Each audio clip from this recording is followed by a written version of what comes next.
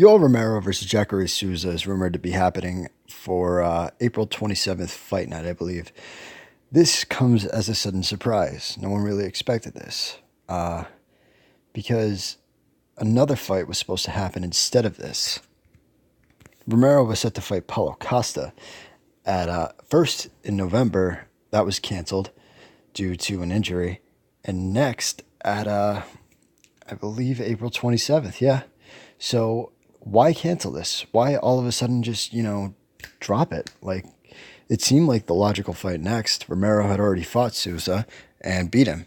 This sudden change and no explanation given leads me to only believe one possible scenario. That's right. USADA got involved. USADA got involved, tested Paulo, and he might have hit a red flag. Now, they've mentioned that after the whole John Jones situation that they were not going to make it public knowledge of which fighters test positive for certain banned substances or not.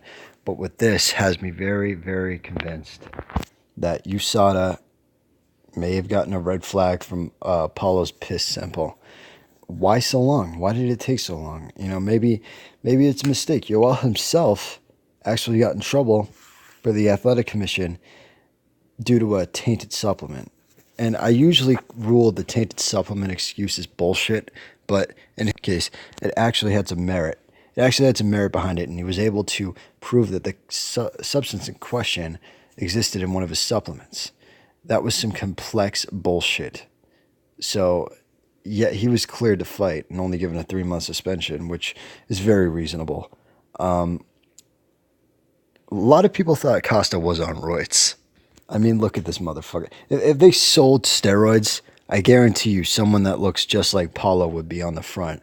Good looking, young, fucking bulked up to the teeth, and clearly juicing on juice.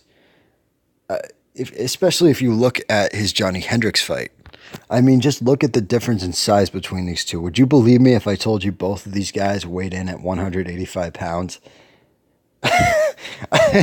This looks like at least a weight class of difference in size between these two. It's ridiculous. And immediately people started pointing out the steroid accusations. But what I've been wondering is what took them so long to discover it? Costa has had 3 fights in the UFC so far. 3 fights. That's 3 victims who could have been killed if he really is on steroids. It's worrying. It's worrying that they pay more attention to some cases than they do to others. There is no excuse. They must not be testing people that frequently. Or Paulo claims to have been tested. But obviously they weren't very thorough. This could be a case of tainted supplements, but folks, it's not looking good. When your veins are literally popping out of your arms, you're on something, dude. I don't know. I can't really.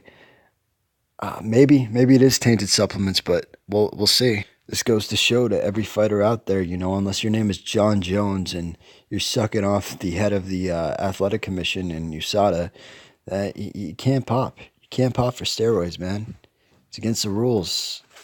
Some people are more equal than others.